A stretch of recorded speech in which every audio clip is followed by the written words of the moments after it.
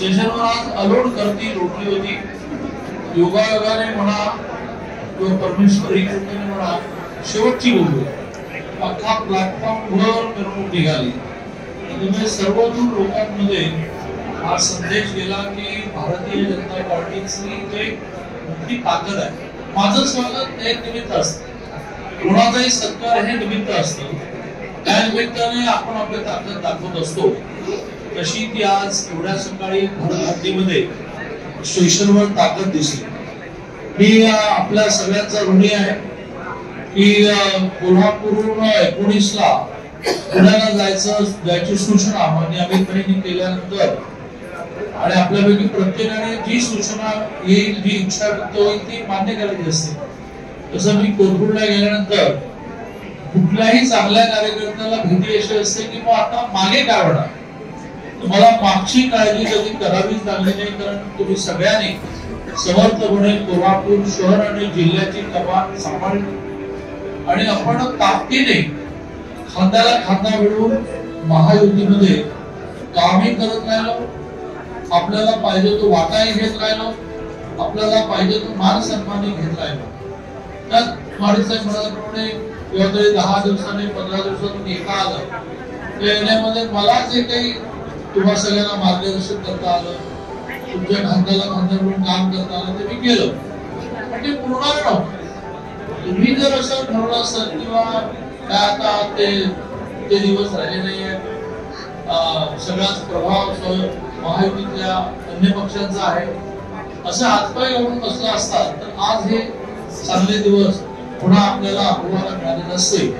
त्यामुळे मी आपल्या सगळ्यांचा एकात्मने ऋणी आहे की पक्ष टिकवण्यामध्ये, पक्ष वाढवण्यामध्ये, पक्षाचं अस्तित्व निर्माण करण्यामध्ये तुम्ही सगळ्यांनी खूप मोठी भूमिका बजावलेली आहे. आपल्या सगळ्यांना उत्सुकता असेल की इथून कोथरूडला जाऊन 19 लाही चंद्रकांत दादांनी निवडणूक जिंकली आणि आता तर विक्रमी मताने जिंकली. आपल्या सगळ्यांना माहिती आहे की 1,12,000 मार्जिन राहिलं आणि महाराष्ट्रामध्ये 4थ्या नंबरचं मार्जिन राहिलं 1,59,000. त्याचं कारण असं की बेसिक आपलं जर पक्क असेल, मूळ आपलं जर पक्क असेल, तत्वज्ञान आणि कार्यपद्धती, तर आपण नाकारांना जाऊन सुद्धा यश मिळू शकतो. त्यामुळे मूळ तत्वज्ञान प्रत्येकाने आपलं पक्क करून घेतलं. कशासाठी हा पक्ष आहे, कशासाठी जगायचं आहे आणि कार्यपद्धतीचा गाभा हा की माणसाला प्रेम करणं, आपोआपच माणसं तुझ्यावर प्रेम करतात. त्यामुळे तुम्ही जर कोथरूडमध्ये निवडणुकीच्या काळात आला असता तर तुम्हाला असं लक्षात आलं असतं की ज्यावेळेला एखादा त्या वस्तीमध्ये काम करणारा कार्यकर्ता काळजीने असं म्हणायचं की लागलं तर ते सांगा, त्यावेळेला अशिक्षित एखादी आई सुद्धा असं म्हणायचे किंवा दादाने तर काय देणं शिकवलं.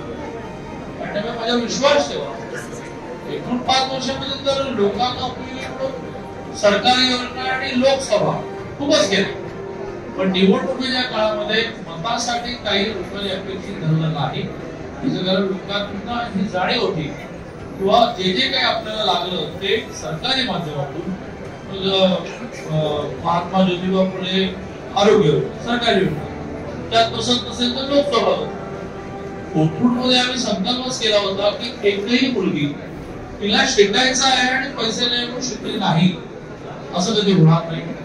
कोथरूडमधला एकही नागरिक आरोग्यासाठी, औषधासाठी, ऑपरेशनसाठी, हॉस्पिटलायझेशनसाठी पैसे नाही म्हणून त्याला आरोग्य सेवा मिळाली नाही असं होणार नाही. कोथरूडमधला एकही खेळाडू त्याला खरं म्हणजे खूप पुढे जायचंय, तो पैशावर तो मागे पडला असं होणार नाही. असे काही संकल्प आम्ही केले आणि ती जी कार्यपद्धती आहे ती घेऊन कुठेही जा आपल्याला त्या ठिकाणी यश मिळणार असतं. तसं यश मिळालं. माझं येणं हे इतकं कमी झालं काळाच्या भागामध्ये की मी आज 48 दिवसानंतर, पण 48 दिवसानंतर आल्यानंतर सुद्धा तेवढाच ताकदीपणा आपल्या सगळ्यांच्या संबंधामध्ये आहे. विसरले, चंद्रकांत पाटलांना दखलच घेतली नाही असं झालं नाही. इतकं आपलं घडून आता आहे. मी आपल्या सगळ्यांना शब्द देतो, तो धनंजय पाटलांना शब्द देतो आणि तो मी नेहमी खरा करत असतो की माझ्याकडे काय जबाबदारी हे पक्ष ठरवतो, परंतु ज्या जबाबदारीमध्ये मी असेल त्या जबाबदारीमधून गेल्या 5 वर्षामध्ये महाराष्ट्रातलं डिस्ट्रीब्युशन ऑफ वर्क, सत्ता वाटणं हे थोडं विस्कळीत झालं. पहिल्या 2.5 वर्ष कोविड म्हणून सरकार नाही, पुढच्या 2.5 वर्षात 3 जणांचं, पहिलं दोघांचं थोडंसं ठरवलं, तिसरे असं तिघांचं राज्य असताना एखादी गोष्ट सहजपणे वाटता येते.